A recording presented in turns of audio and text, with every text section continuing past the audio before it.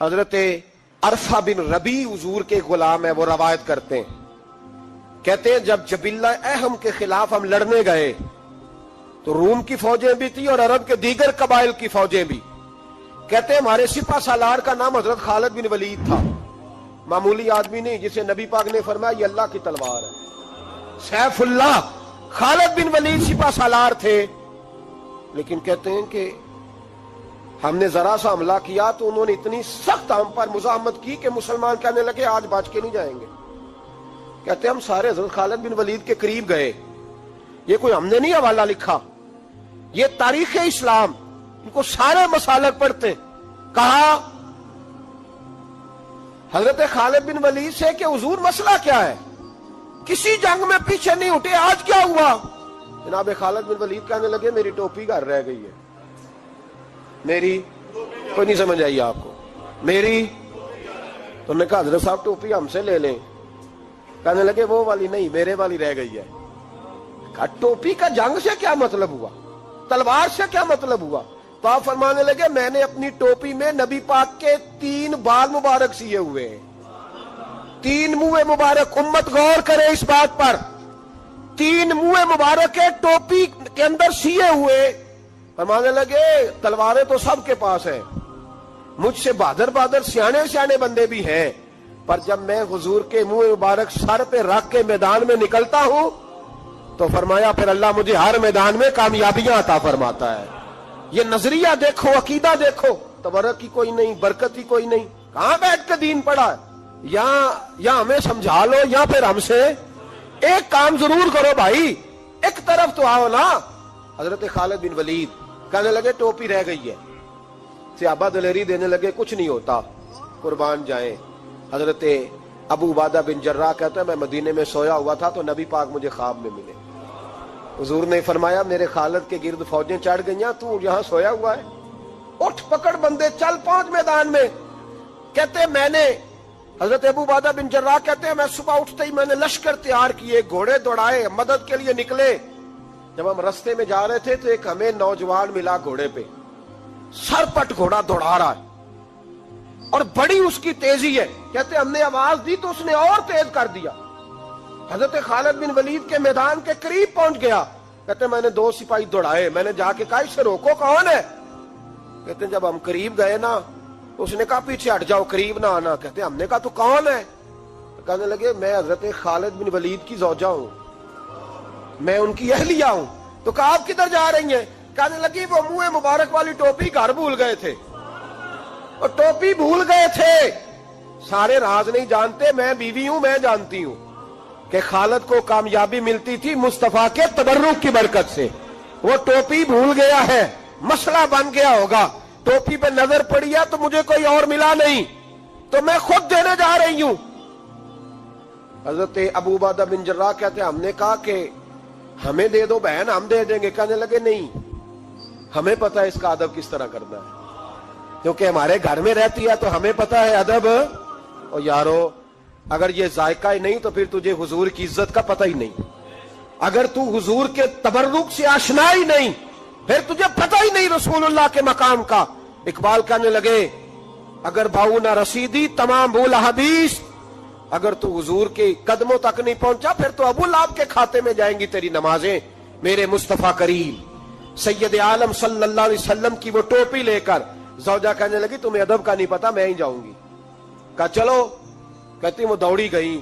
حضرت خالد بن ولید کہتے ہیں اچانک میری نظر پڑی تو کافروں کی فوج تنی ہوئی تھی، وہ ٹوٹنے لگی اور ایک شاہ سوار دوڑا آ رہا ہے. تو میں نے کہا یہ اکیلا جوان صفے کاٹتا آ رہا ہے، ہم لڑ رہے تھے تو یہ فوج ہم پر چڑھ آئی تھی، اکیلا جوان. کہتے ہیں جب وہ جوان قریب آیا تو حضرت خالد بن ولید کہنے لگے او جوان تو کون ہے؟ اکیلے نے سب کھول دی. تو کہتے ہیں زوجہ بول کے کہنے لگی نہیں، مسئلہ جوان کا یا کمزور کا نہیں خالد، مسئلہ یہ ہے کہ ٹوپی آج میرے پاس ہے. مسئلہ یہ ہے کہ ٹوپی آج اصل شے میرے پاس ہے تو اس لیے صفے کاٹتی جا رہی ہوں، ورنہ مجھے تو چھری بڑی مشکل سے چلانی آتی ہے.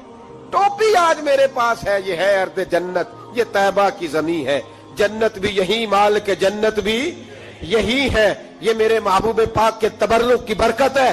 حضرت خالد بن ولید رضی اللہ تعالیٰ عنہ کو زوجہ کہنے لگی ٹوپی آ گئی ہے. ٹوپی آئی ہے تو سمجھ لو فتح بھی آ گئی ہے. حضرت خالد بن ولید نے ٹوپی پہنی، اتنی دیر میں حضرت ابو عبیدہ بن جراح بھی آ گئے. کہنے لگے تگڑے رہنا، پہنچ گئے ہیں.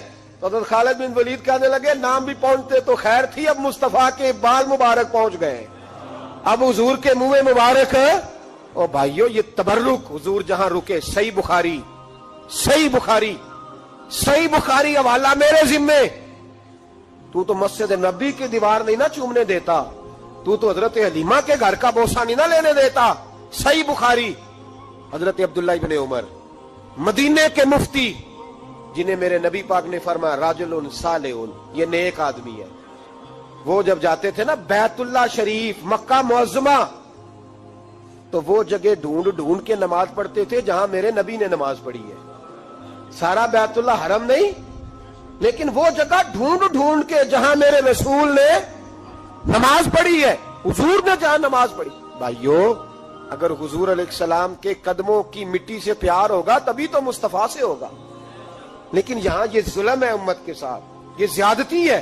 میں کہتا ہوں کہ یہاں ہمیں بتاؤ ان حدیثوں کا کیا ترجمہ کریں، قرآن مجید کی آیات کا کیا ترجمہ. حضرت ام سلمہ حضور کی زوجہ ہیں، بخاری مسلم. ان کے پاس حضور کا ایک بال مبارک تھا، چاندی کی ڈیبیا میں بند کر کے رکھا ہوا. جو لا علاج مریض ہوتا وہ حضرت ام سلمہ کے پاس لایا جاتا. وہ کہتی پیالے میں تھوڑا پانی لاؤ. پیالے میں پانی آتا تو وہ منہ مبارک کو پیالے میں ذرا بھگو دیتی، کہتی لو پی لو، اللہ شفا عطا کر دے گا. لا علاج. حضرت انس بن مالک 10 سال حضور کی نوکری کی. لوگ پوچھتے انس کیا کمایا ہے؟ کہنے لگے جو کمایا ہے وہ صندوق میں بند کر کے رکھا ہے. 10 سال نوکری کی نبی پاک، جو کمایا بند کر کے. انتقال کا وقت آیا تو حضرت ثابت بنانی کو بلایا. آپ کے شاگرد تھے، کہنے لگے جب بکسا کھول کے لا. کھول کے لائے تو ایک ڈبیا نکلی، فرمایا اسے بھی کھول. جب اسے بھی کھولا ایک منہ مبارک نکلا. کل زندگی کی کمائی، نبی پاک کا اقبال مبارک. کہا اس کا کیا کرنا ہے؟ فرمانے لگے جب مر جاؤں نا غسل دے کے تو میری منہ کھول کے زبان کے نیچے رکھ دینا. حضور اس کا کیا فائدہ؟ پر میں جب فرشتے حساب لینے آئیں گے من ربو کا بولیں گے، پہلا لفظ کہنے کے لیے منہ کھولوں گا تو سامنے حضور کا منہ مبارک ہوگا. پس مردن فرشتوں نے جو تلاشی لی تو کیا نکلا؟ فقط ایک دل کے گوشے سے خیال مصطفیٰ نکلا. اور میرے اعلیٰ حضرت مشورہ دیتے ہیں، کہتے ہیں لحد میں عشق رخ شاہ کا داغ لے کے چلے، ہم نے اندھیری رات سنی تھی چراغ لے کے چلے. نبی کریم صلی اللہ تعالی علیہ وآلہ وسلم کو اللہ تعالیٰ نے اپنا آخری اور محبوب پیغمبر بنایا، تو حضور علیہ السلام نے تکمیل انسانیت کے لیے ساری ہدایات اپنے کرم سے اپنی امت کو عطا فرمائی. جب ہم یہ لفظ بولتے ہیں نا کہ نبی پاک کی سیرت کامل ہے، مکمل ہے، اکمل ہے، تو یہ ایک بہت بڑی بات ہے، یہ چھوٹی بات نہیں ہے. دنیا میں کوئی چیز بھی مکمل نہیں. آپ کروڑوں روپے کا گھر بنا دیں تو محسوس ہوتا ہے کہ کہیں نہ کہیں کوئی کمزوری رہ گئی ہے. دنیا میں کوئی چیز مکمل نہیں. اگر کوئی چیز مکمل اور کامل ہے تو وہ رسول پاک کی ذات گرامی ہے. اللہ تعالیٰ نے نبی پاک علیہ السلام کو ہر لحاظ سے کامل، مکمل اور اکمل بنایا، ہر لحاظ سے. اور نبی پاک علیہ السلام کی سیرت اور صورت کے اندر اللہ تعالیٰ نے ایسی جاذبیت رکھی، ایسی کشش رکھی. حضرت عبداللہ ابن عباس رضی اللہ تعالیٰ عنہ فرمایا کرتے ہیں، آپ فرماتے ہیں کہ نبی پاک علیہ السلام کوئی معجزہ نہ بھی دکھاتے، حضور ڈوبے ہوئے سورج کو واپس نہ بھی بلاتے، چاند کے 2 ٹکڑے نہ بھی، درخت سجدے نہ بھی کرتے، کلمہ نہ بھی پڑھتے، تو فرماتے محبوب کا چہرہ ہی ایسا تھا لوگوں نے دیکھتے جانا تھا اور کلمہ پڑھتے جانا. وہ جاذبیت، وہ حسن، وہ رعنائی، وہ چیزیں ایسی ہوتی ہیں جو قابل کشش ہوتی ہیں انسان کے لیے. تبھی تقاضا ہوتا ہے بندے کا کہ وہ چیز بندے کو اپنی طرف کھینچتی ہے. جتنی قابل کشش چیزیں تھیں صورت اور صورت کے لحاظ سے اللہ نے ساری مدینے والے محبوب کو عطا فرمایا محمد الرسول اللہ صلی اللہ علیہ وسلم، محمد اللہ کے رسول ہیں، محمد اللہ کے رسول، کامل صورت و سیرت کے ساتھ اللہ نے محبوب کو مبعوث فرمایا۔ اب جو نبی پاک علیہ السلام نے تربیت کی بات کی نا، لوگوں کو سمجھانے اور سکھانے کی بات کی، تو ایسا نہیں ہے کہ جو بات اچھی تھی فقط جو اچھی تھی وہ حضور نے کر دیا، ایسا نہیں، بلکہ محبوب فرماتے ہیں میں مکارم اخلاق کی تکمیل کے لیے آیا ہوں، یعنی حضور نے وہ اچھی بات کی ہے کہ اس سے زیادہ اچھی بات ہو سکتی نہیں، آخری درجہ ہے خیر کا، اس سے زیادہ اچھی بات ہو نہیں سکتی۔ اللہ کے محبوب علیہ السلام نے جو تربیت فرمائی لوگوں کی، تو وہ تربیت تھی یتلو علیکم آیاتنا ویزکیکم، کہ محبوب تم پر آیتیں پڑھیں گے اور تمہارے باطن کو پاک فرما دیں گے۔ نبی پاک علیہ السلام کے سامنے جو جماعت آئی نا، سب سے پہلے حضور نے جن کی تربیت کی، سب سے جن لوگوں کو نبی پاک علیہ السلام سے فیض لینے کا اور امت میں بانٹنے کا اللہ تبارک و تعالیٰ نے موقع عطا کیا، وہ نبی پاک کے اہل بیت ہیں اور حضور کے صحابہ کرام ہیں۔ جو دنیا کے بہترین لوگ تھے نا، بہترین عقل و خرد کے لحاظ سے، فہم و فراست کے لحاظ سے، تقوی اور روحانیت کے لحاظ سے جو بہترین لوگ تھے، وہ اللہ تعالیٰ نے اپنے محبوب کی غلامی کے لیے منتخب فرمایا۔ انسانی مزاج اس طرح کا ہے کہ اس میں منفی چیزیں زیادہ آتی ہیں، طبیعت اس طرح کی ہوتی ہے کہ شر کو بعضوں کا دل جلدی قبول کرتا ہی مزاج ہوتا ہے۔ حضور علیہ السلام نے فرمایا اللہ تعالیٰ نے دوزخ کو خواہشات سے ڈھانپ دیا، جو چیزیں دل کو طبیعت کو جلدی اپنی طرف کھینچتی ہیں وہ دوزخ کی طرف لے جاتی ہیں، خواہشات نفسانیہ جو ہوتی ہیں، انسان کی طبیعت جلدی مائل ہوتی ہے۔ لوگوں نے جب دیکھا نا کہ ایک بہترین جماعت ہے حضور کے صحابہ اور اہل بیت کی، اور اتنی اعلیٰ جماعت ہے کہ نہ کبھی زمین نے ایسے لوگ دیکھے تھے نہ آسمان نے کبھی ایسے لوگ دیکھے تھے، اور اللہ کے محبوب علیہ السلام کے فیضان نبوت سے یوں اجلے ہوئے ان کے باطن کہ دنیا میں وہ جدھر جدھر بھی گئے نا نور ہی بکھیرتے گئے۔ اب جب لوگوں نے یہ دیکھا نا کہ اتنی اہم جماعت ہے اور اتنا بڑا انقلاب اس نے برپا کر دیا ہے، اور اتنی زیادہ انہوں نے اس کے اندر دین کے اندر اور فتوحات کے اندر اضافہ کر دیا، اب شر پھیلانا تو بڑا ضروری ہوتا ہے۔ آپ اگر تھوڑی دیر زیادہ تسلی سے میری بات پر غور کریں تو جب بھی کوئی عالم دین آپ کو کوئی بات سنائے گا یا لکھے، نہیں کہتا کہ ڈائریکٹ حضور سے سنا ہے، وہ کہتے ہیں حضرت ابو ہریرہ سے روایت ہے، حضرت ابو دردہ سے روایت ہے، حضرت عبداللہ ابن مسعود فرماتے ہیں، سیدہ عائشہ صدیقہ فرماتی ہیں، وہ کسی نہ کسی صحابی کا نام لے کے روایت بیان کرے گا۔ آپ کو سمجھ آ رہی ہے میری بات کی؟ دنیا کے اندر سب سے زیادہ محبوب علیہ السلام کے ارشادات موجود ہیں، فرامین موجود ہیں، اور وہ امت پر احسان کیا ہے نبی پاک کے صحابہ نے۔ اب لوگوں نے یہ کیا کہ وہ ڈائریکٹ تو دین کو مشکوک نہیں کر سکتے تھے، انہوں نے اس طرح کیا کہ جو دین کو روایت کرنے والے تھے نا، جو دین کو آگے بیان کرنے والے تھے، ان لوگوں کو مشکوک کرنا شروع کر دیا۔ جب کسی بندے کی شخصیت مشکوک ہو جاتی ہے تو اس کی بات کیسے معتبر رہے گی؟ لوگوں نے چال یہ چلی، زیادتی یہ کی دین کے ساتھ کہ صحابہ اور اہل بیت کی لڑائیاں ثابت کرنی شروع کر دی، معاذ اللہ عداوتیں ثابت کرنی شروع کر دی، اور ان لوگوں کو مشکوک کرنا شروع کر دیا، تاکہ اب ظاہر ہے جب ایک شخص ہی مشکوک ہو جائے گا تو اس کی بیان کردہ بات کیسے ٹھیک رہے۔ تو جب آپ صحابہ اور اہل بیت کے تعلق سے کسی تشکیک کا شکار ہوتے ہیں تو جتنا دین وہ لائے، قرآن مجید کو جمع کرنا شروع کیا تھا حضرت صدیق اکبر نے، اور اس میں بھرپور کردار ادا کیا سیدنا عثمان غنی نے. تو جب آپ ان لوگوں کو ہی مشکوک کر دیں گے تو جو کام انہوں نے کیے وہ کیسے معتبر رہیں گے؟ خدا را دین کو سمجھنا، بات کو سمجھنا. اولین جماعت کے خلاف یہ سازش کی گئی. لوگ تاریخ کی کتابیں کھول کھول کے سامنے رکھتے ہیں اور لوگ جانے کیا کیا لے کے آتے ہیں. میں نے تو اللہ کا قرآن پڑھا ہے. رب قرآن مجید میں فرماتا ہے محمد الرسول اللہ والذین معہ اشداء علی الکفار. فرمایا محمد صلی اللہ تعالی علیہ وسلم اللہ کے رسول ہیں اور ان کے جو ساتھ لوگ ہیں وہ کافروں پر سخت ہیں. رحماء بینہم، آپس میں تو بڑے رحم دل ہیں. تو اللہ کا قرآن کہہ رہا ہے وہ آپس میں رحم دل ہیں، وہ آپس میں پیار کرنے والے ہیں، وہ ایک دوسرے کا احترام. اللہ کا قرآن کہتا ہے رحماء بینہم.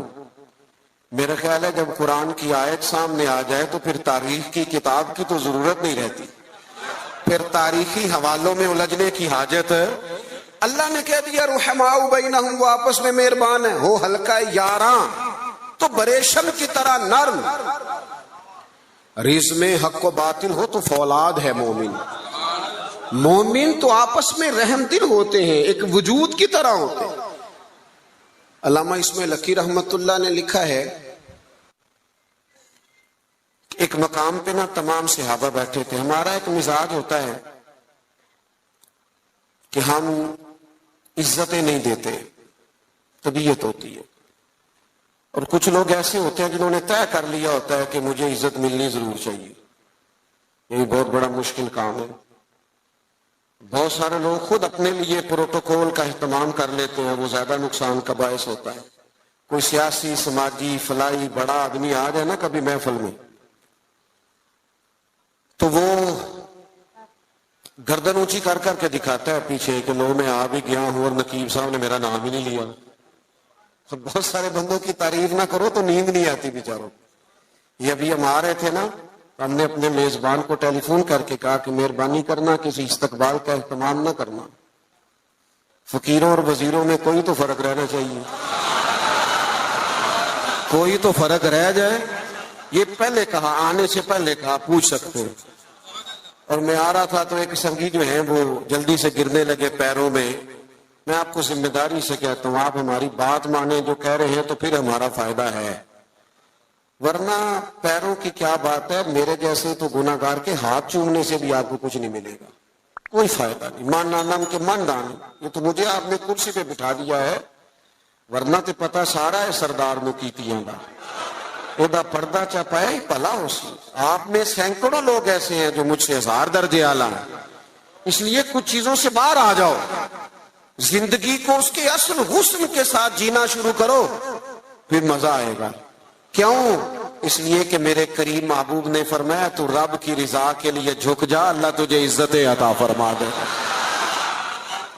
اللہ تجھے وقار عطا کرے گا. تو جھک جا اللہ کی رضا. ان چیزوں سے باہر آ جائیں. جو بات عرض کرنے جا رہا تھا، ہم عزت نہیں دیتے. قابل عزت آدمی کو ہمیشہ عزت دیں. اچھا، اس کے دل میں نہیں ہونا چاہیے. سیاستہ میں حدیث موجود ہے، نبی پاک علیہ السلام نے فرمایا جس بندے کی خواہش ہو نا لوگ مجھے اٹھ کے ملے، وہ جہنمی ہے. اس کے دل میں خواہش پیدا ہو جائے کہ لوگ کھڑے ہو کے مجھے ملیں، یہ آپ کو سیاستہ میں حدیث ملے گی.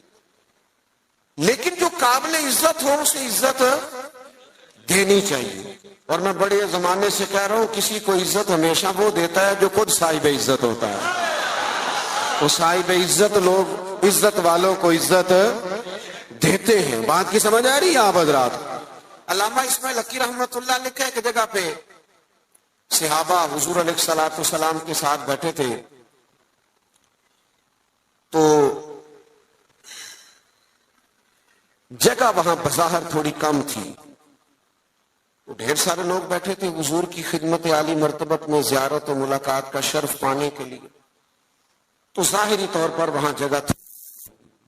حضرت ابو بکر صدیق اکبر افضل البشر بعد الانبیاء بالتحقیق، حضرت صدیق اکبر نہ حضور کے بالکل ساتھ بیٹھے تھے، وہ آج بھی کریم کے بالکل ساتھ ہی ہیں، بالکل حضور کیا مقدر ہیں صدیق و فاروق کے، جن کے گھر رحمتوں کے خزینے میں، بالکل کریم کے ساتھ بیٹھے تھے، بالکل ساتھ۔ اچانک دروازہ کھلا اور جیسے ہی لوگوں نے چہرے اٹھائے تو مولا علی شیر خدا تشریف لے آئے۔ ہر بندہ تیار تھا اٹھ کے استقبال کرنے کو، ہر شخص، لیکن حضرت صدیق اکبر نے نہ کسی کو موقع ہی نہیں دیا۔ سب سے پہلے حضرت ابو بکر اٹھے اور دروازے پر جا کر ان کا استقبال کیا، اور پھر ان کو بازو سے تھام کے لا کے حضور کے قریب بٹھایا اور تھوڑا ذرا سائڈ پہ ہو کے بیٹھ گئے۔ ساری اسرار صرف تقریروں کے نہیں ہوتے، بعض اوقات عمل سے بھی ایسا نتیجہ نکلتا ہے، عمل کرنے سے بھی، کہ وہ بات کہیں دور چلی جاتی ہے۔ حضرت سیدنا صدیق اکبر اٹھے، بازو تھاما، لا کے مولا کائنات کو حضور کے قریب بٹھایا۔ کسی نے تبصرہ نہیں کیا، محفل کا رنگ ہی بدل گیا، لوگوں کے ذہنوں میں تصور بھی بدل گئے۔ جب کیفیت اور ہو گئی تو اور کیا تبصرہ کوئی کرتا۔ میرے کریم بولے اور حضور فرمانے لگے، دیکھا تم نے میرے ابو بکر نے کیا کیا ہے؟ تم نے غور کیا میرے صدیق نے کیا کیا ہے؟ پھر حضور فرمانے لگے، عزت والا ہی کسی کی عزت کو پہچانا کرتا۔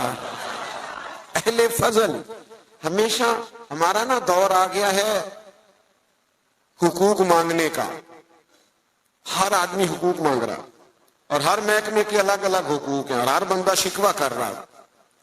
کئی دفعہ مجھے کمزور لگتے ہیں وہ لوگ جو اس طرح شکوے کرتے ہیں۔ ایک جگہ میں دستار فضیلت کے اجتماع میں حاضر تھا تو وہاں ایک صاحب نے بڑے درد سے بات کی کہ لوگ علماء طلباء کی عزت نہیں کرتے، وہ وقار نہیں دیتے۔ میں نے کہا ٹھیک ہے، آپ کی بات بڑی حد تک یہ مسئلہ ٹھیک ہے، لیکن اس کا اظہار کبھی بھی کمزوری کے ساتھ نہ کریں، کبھی سہم کے ڈر کے پیچھے ہٹ کے یہ بات نہ کریں۔ آپ کو کیا ضرورت پڑی ہے اتنا جھک کے یہ بات کرنے کی؟ آپ تو وہ جماعت ہیں، طالب علم علماء تو وہ جماعت ہے کہ یہ پہلے دن گھر سے نکلتا ہے، ابھی اس نے ایک سپارہ بھی نہیں پڑھا، الف با تا سا بھی نہیں پڑھا، ابھی گھر سے نکلا ہے کہ اللہ کے فرشتوں نے اس کے پیروں کے نیچے بھی دیے۔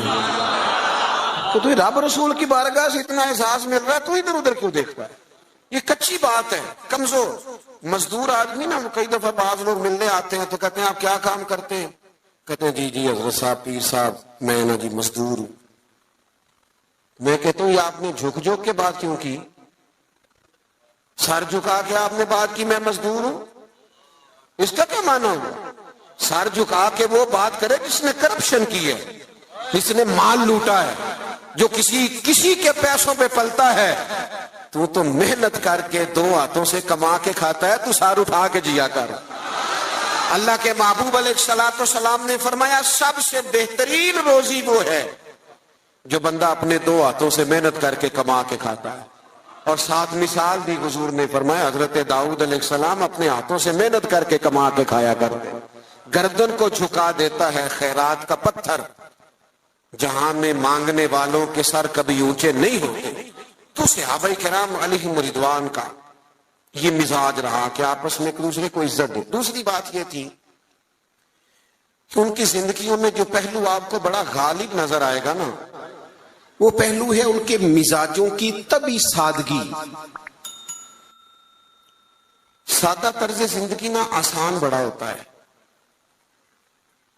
اور یہ جو طرز زندگی ہوتا ہے نا تھوڑا سا دنیا سے ہٹ کے، یہ مشکل ہوتا ہے۔ یعنی جو بندہ ابھی آ گیا نا چارہ کاٹتا ہوا، وضو کر کے چینج کر کے مسجد میں، وہ جہاں بھی جگہ مل جائے خیر ہے، اسے ٹینشن کوئی نہیں۔ اور جس بچے نے 4-5 ہزار دے کے بال سیدھے کرائے ہوئے ہیں، وہ پریشان بھی بڑا ہے کہ میں نے اتنا خرچہ کر دیا، کوئی دیکھ ہی نہیں رہا میری طرف۔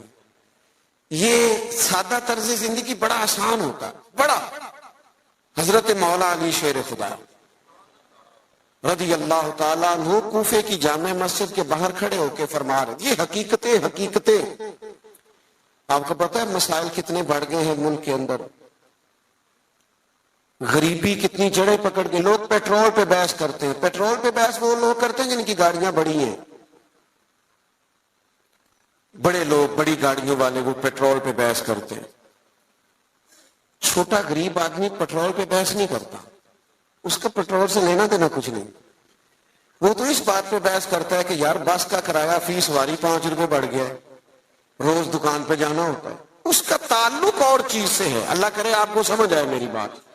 یہ 15-20% طبقہ ہوتا ہے جو بڑی بڑی باتیں کرتا ہے اکانومی کی اور فلاں فلاں فلاں. آپ لمبی بات کر رہے ہیں. یہاں تو مسئلہ اس بندے کا ہے جس نے صبح روز 25 روپے جانے کے دینے ہیں, 25 روپے اس پر بوجھ پڑتا ہے, اس کا بجٹ متاثر ہوتا ہے, اس کو دشواری ہوتی ہے. تکلیف اس گھر میں ہوتی ہے جس میں رات کو بیوی اپنے شوہر سے کہتی ہے کہ میرا دل نہیں کرتا آپ کو تکلیف دوں, اور صبح جب بچوں نے جانا ہے نا اسکول, کالج, مدرسہ, تو ان کے پراٹھے پکانے کے لیے گھی کوئی نہیں میرے پاس. تو مہربانی سب روگاں دا روگ محمد جس کا نام غریبی, کنڈ ولا کے لنگ جاندے نہیں دوست یار قریبی. یہ سب سے بڑا دکھ ہے. اس ملک میں یہ کس طرح آسان ہو سکتا ہے جب ملک کے اندر سادہ طرز زندگی کو فروغ دیا جائے. سادہ طرز زندگی. جب ایک آدمی بہت موج میں وقت گزار رہا ہے, ایک تکلیف میں وقت گزار رہا ہے, تو کیسے معاملہ ٹھیک ہوگا؟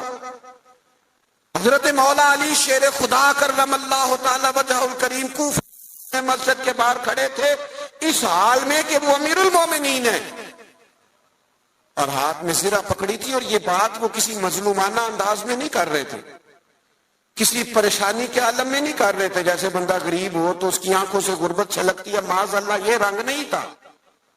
بلکہ وہ باہر کھڑے ہیں اور بڑے وقار کے ساتھ کہہ رہے ہیں یار یہ میری زرہ کو بندہ خرید لے, میرا طعمت زیادہ پرانا ہو گیا ہے, اگر نئے خریدنے کے پیسے ہوتے تو میں زرہ نہ بیچتا. یہ کو بندہ لے لے مجھ سے, یہ لے لے. سادہ طرز زندگی, یہ سمجھے. یہ صحابہ اور اہل بیت کی شان ہے. آپ کو پتہ ہے نبی پاک علیہ السلام نے اپنی اولاد کے لیے دعا مانگی ہے, اے اللہ میری اولاد کو نا بقدر ضرورت روزی دینا. اور حضور دعا مانگتے تھے اے اللہ ایک دن پیٹ بھر کے روٹی دینا اور ایک دن کا فاقہ دینا. ایک دن کا فاقہ بھی حضور نے مانگا ہے. میرا میٹھا کھانا ہی سنت نہیں, فاقہ کرنا بھی سنت ہے. اس پر بھی توجہ کریں. یہ بھی حضور نے دعا مانگی. یہ بھی مانگ کے دیکھے کوئی اپنے لیے, یہ بھی حضور نے مانگی. مہینہ مہینہ چولہا نہیں جلا سیدہ فاطمہ کے گھر میں, مہینہ مہینہ. یہ ہمارے بچے نہیں میدانوں میں جہاد کر سکتے. وہ کیسے جہاد کریں گے جن کا ٹیشو پیپر کوئی اٹھاتا ہے, جن کی گاڑی کا دروازہ کوئی کھولتا ہے, وہ میدان میں کیسے نکلیں گے؟ سیدہ پاک کی اولاد پاک نے میدان میں ڈٹ کے مقابلہ کیوں کیا؟ اس لیے کہ ان کی اماں نے مہینہ مہینہ کھجور سرکے پہ گزارا کرنا سکھایا ہوا تھا. ان کی ماں نے سکھایا تھا 3 دن روزے رکھنے, اور کھجور پانی سے سحری, کھجور پانی سے افطار. جب گھر کے اندر یہ سادگی کا حسن ہونا تو پھر بچوں کو مشکل نہیں ہوتی میدانوں میں کھڑا ہونے. پھر وہ طاقتور ہوتے, اعصابی طور پر مضبوط ہوتے. ہم نے دولت جمع کرنے کے نام پر اپنی اولادوں کو کمزور کر دیا ان لوگوں کے مزاج میں. اور یہی منہج صحابہ کا ہے. حضرت عمر فاروق رضی اللہ تعالیٰ کو بندہ ملنے آ جاتا تھا نا کبھی, تو پوچھتا تھا تمہارے بادشاہ کا محل کہاں ہے؟ تو صحابہ فرماتے تھے ان کا محل کوئی نہیں, وہ یہیں تھے, کبھی مسجد میں مل جائیں گے. اور جا کے پوچھتے تھے جناب امیر المومنین کہاں ہیں؟ تو مسجد والے کہتے تھے یہیں تھے, کہیں باہر نکل گئے. باہر نکل کے پوچھا حضرت عمر کہاں ہیں؟ تو انہوں نے کہا وہ باغ ہے نا فلانا, اس باغ کی. تو اس نے کہا حد ہو گئی ہے, ہمارا تو بادشاہ گلی میں نظر آ جائے تو پورے علاقے کو پتہ چل جاتا ہے بادشاہ سلامت آ گئے. اور یہاں عجیب منظر ہے کہ امیر المومنین اور 22-24 لاکھ مربع میل کی حکومت. یہ سادہ طرز زندگی اسی کسے دے کچھ بھی نہیں لگ دے, نہ کوئی ساڈا دردی تے نالے اٹھ بلیا چل اوتھے بسیے جتھے نہیں سنے نہ کوئی ساڈی ذات پچھانے نہ کوئی سانو منے. یہ طرز زندگی، یہ انداز تکلم. حضرت سیدنا فاروق اعظم ادھر گئے ہیں ایک دفعہ نا، تمام صحابہ نے یہ ذرا اس کا مزہ لے کے دیکھیں، اس کا بڑا مزہ ہے. میں کئی دفعہ دوستوں سے کہتا ہوں روب کپڑوں کا نہیں ہوتا، روب کردار کا ہوتا ہے. ہاں کسی آدمی کا 6 کروڑ کا مکان ہو نا، بڑی سوسائٹی میں بڑی کوٹھی، تو پیسہ کرپشن کا ہو تو لوگ دروازے پہ کھڑے ہو کے کہہ دیتے ہیں 2 نمبر مال ہے. اور بندہ ٹوٹی ہوئی موٹر سائیکل پہ آئے، چھوٹا سا آفیسر ہو، چھوٹا سا ملازم، اور جس کرسی میز پہ بیٹھے وہ بھی ٹوٹے ہوئے ہوں، تو اس کے باہر دفتر کے دروازے پہ بڑے بڑے وزیر سفیر کھڑے ہو کے کہہ رہے ہوتے ہیں یار بندہ بڑا کھڑا ہے، نہ سفارش نہ جائے سنتا ہے نہ رشوت لیتا ہے. اس کا مطلب ہے روب کپڑوں کا. ہمارے بزرگ تھے نا گجرانوالہ میں حاجی ابو داؤد محمد صادق صاحب رحمت اللہ علیہ، ہم بڑے بڑے لوگوں کو دیکھتے تھے، وہ حضرت سے ملنے کے لیے آتے تو کوشش کرتے پہلے کبھی امامہ باندھ لینا، اگر کوئی گھڑی چین والی ہے تو اتار لینا. اتنی بڑی پجاروں سے بندہ اترا ہے لیکن اپنا لباس ٹھیک کر رہا ہے. اور اپنا اس شخص کا حال یہ تھا، زندگی ساری رکشے میں سفر کیا، مکان مسجد کا، اسی میں زندگی بتا دی. کسی نے 1000 پہ نظر پیش کی تو کہنے لگے میرا تو اتنا خرچہ ہی نہیں، مجھے 50 دے جا گزارا چل جائے گا، تو غریب آدمی ہے، تو لے جا اپنے گھر میں کام کاج چلا. الہی تیرے سادہ دل بندے کدھر جائیں. او عزیز دوست، سادہ طرز زندگی، سادہ، یہ شان ہے صحابہ اور اہل بیت کی. اپنی زندگیوں میں نا یہ اعلیٰ کھانا کھا کے نا، روز مرغن غذائیں کھا کے پھر دوائیاں بھی کھانی پڑتی ہیں. سادی روٹی کھائے نا. میں نے اپنے ابا جی سے ایک دن پوچھا، میں نے کہا کھانے میں کیا پسند ہے؟ کہنے لگے پتر جی بھوک لگی ہوئے تے اچار دا بھی بڑا ہی مزہ ہے تے چٹنی دا بھی بڑا ہی سواد ہے، تے جے نہ لگی ہوئے تے پھر نخرے، یہ نہیں کھانا یہ نہیں کھانا. بھوک لگ جائے تو پھر سارا کچھ کھانے میں مزہ آتا ہے. حضرت عمر فاروق کو نا میٹنگ کر کے صحابہ نے میٹنگ کر کے کہا، باقاعدہ میٹنگ ہوئی کہ جناب عمر سے کہنا ہے حضرت صدیق اکبر رضی اللہ تعالیٰ عنہ کے دور مبارک تک اتنی وسعت نہیں تھی، اب تو اللہ نے بڑی وسعت کر دی ہے، آپ کو بھی مال غنیمت میں بڑا حصہ ملتا ہے. اور اپنی جگہ حضور کا فرمان بھی بالکل درست موجود ہے کہ اللہ نعمت دے تو اثر دیکھنا پسند کرتا ہے. آپ کا کرتا کوئی پرانا پھٹا ہوا، اتنے پیبند ہیں کہ اب پیبند لگنے کی بھی جگہ نہیں. عمر سے کہنا کرتا نیا لے لیں. سب نے کہا بالکل کہنا چاہیے یار، بڑے بڑے وزیر ملنے آتے ہیں، بڑے بڑے ملکوں کے سفیر آتے ہیں، تو عمر سے کہنا ہے. سب کہنے لگے کہنا چاہیے کہنا چاہیے. ایک صحابی بولنے کہنے لگے چلو پھر اس بندے کا نام بھی بتاؤ جو عمر سے بات کرے گا. بندہ ایک چنو نا جو سیدنا عمر سے، ان کے روب کے سامنے کوئی بات کرے گا. ایک صحابی کہنے لگے ہے نا ایک بندہ جن کی بات نہیں ٹالیں گے. کہا وہ کون ہے؟ کہنے لگے مولا علی شیر خدا، ان کی بات نہیں ٹالی جائے. حضرت علی سے گزارش کی آپ مہربانی کریں. حضرت عمر سے کہیں. جناب علی کہنے لگے بات تمہاری ٹھیک ہے، کرتا نیا لینا بھی چاہیے اور اللہ نعمت دے تو اثر دیکھنا پسند کرتا ہے، اور عمر سے کہنا بھی چاہیے، اور یہ بھی ٹھیک ہے میں کہوں گا تو عمر مان لیں گے. لیکن چونکہ میں ہم راز ہوں، میں طبیعت جانتا ہوں، میں کہوں گا تو مان لیں گے، پر یہ والی بات میں نے بھی کوئی نہیں کرنی. کوئی اور کہو تو کرا دیتا ہوں، یہ والی نہیں میں نے کرنی.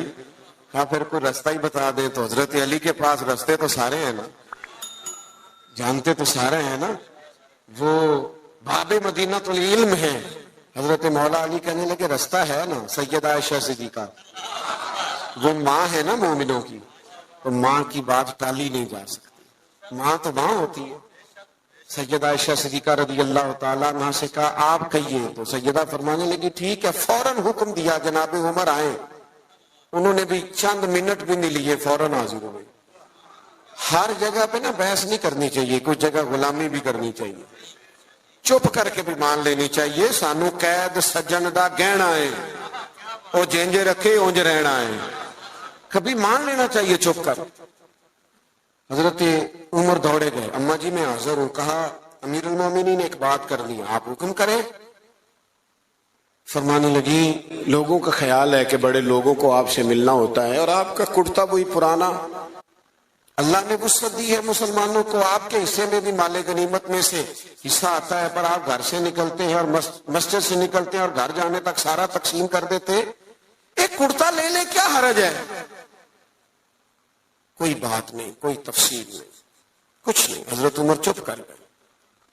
کہنے لگے اماں جی آپ کا حکم آ گیا, شام سے پہلے پہلے لے لوں گا. ہاں ہاں سانو قید سجن دا کہنا ہے, وہ جینج رکھے ایسا اونج رہنا, یہ حضور کی نسبت ہے, اس کا اکرام ہے. میں شام سے پہلے لے لوں گا, لیکن اگر آپ اجازت دیں تو ایک بات کر لوں چھوٹی سی. سیدہ کہنے لگی عمر کر لے. تو جناب عمر بات کرنے سے پہلے رو پڑے. کہنے لگے اماں جی یہ جو کرتا میں نے پہنا ہے نا, میں حضور کے زمانے میں بھی اسی طرح رہتا تھا. ابو بکر صدیق جب مجھے مشوروں کے لیے بلاتے تھے تو اسی طرح پیبند والے کرتوں میں جایا کرتا تھا. آپ حکم کریں گی تو شام سے پہلے پہلے لے لوں گا, لیکن میں اسی طرح رہتا تھا اور اس طرز زندگی میں مجھے قرار ہے. تھوڑی دیر سناٹا چھا گیا, جواب کوئی نہ آیا. جب جناب عمر نے توجہ کی تو سیدہ عائشہ کے رونے کی آواز آ رہی.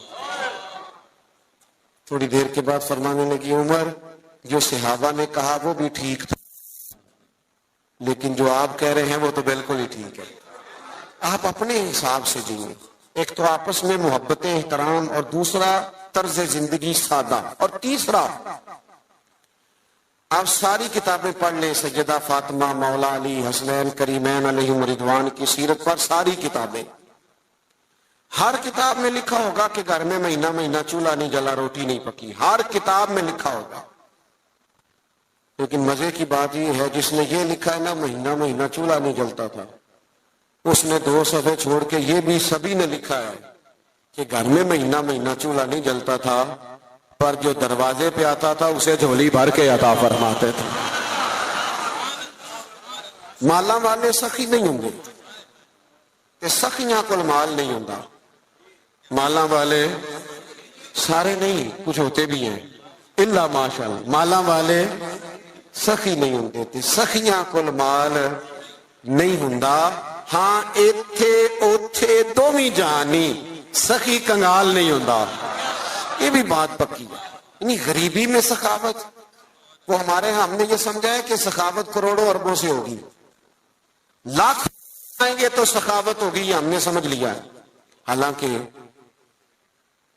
نبی پاک علیہ السلام نے تو یہاں سے سخاوت شروع فرمائی ہے. حضور فرماتے ہیں کہ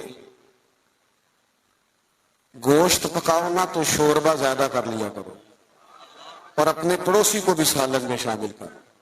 یہاں سے سخاوت شروع کی, یہاں سے حضور, یہاں سے. آپ غور کریں صحابہ اور اہل بیت کی زندگیوں پر کہ ان کا طرز زندگی سخاوت کے معاملے میں کیا ہے. بڑا کم ہوتا ہے سگے بھائی کو لوگ دینے میں کتراتے, لیکن جب ہجرت کر کے مہاجرین مدینے آئے تھے نا تو انصار نے چلتے کاروبار آدھے آدھے دے دیے. یہ باتیں کرنی آسان ہے, لیکن کسی کو اپنا گھر, اپنے بچوں میں لوگ گھر تقسیم کرتے ہیں نا, دیوار میں دیوار نکل دیا تو روتے ہیں میرا گھر بٹ گیا ہے. اپنے بچوں میں بانٹتے وقت لوگ رو پڑتے ہیں. میرے دوستوں صحابہ نے تو آپس میں بانٹ دیا. میں بس بات ختم کرنے لگا ہوں. امام حسین رضی اللہ تعالیٰ عنہ گھر میں تھے, دروازے پہ دستک ہوئی.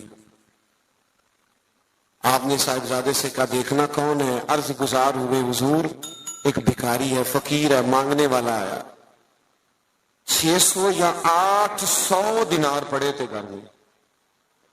ہم نہ مانگنے والے کے لیے وہ نوٹ رکھا ہوتا ہے ہم نے جو بچہ بھی کوئی نہیں لیتا, ایک مانگنے والے کے لیے, ایک مسجد کی ٹوپی میں ڈالنے کے لیے, سب سے چھوٹا رکھا ہوتا ہے.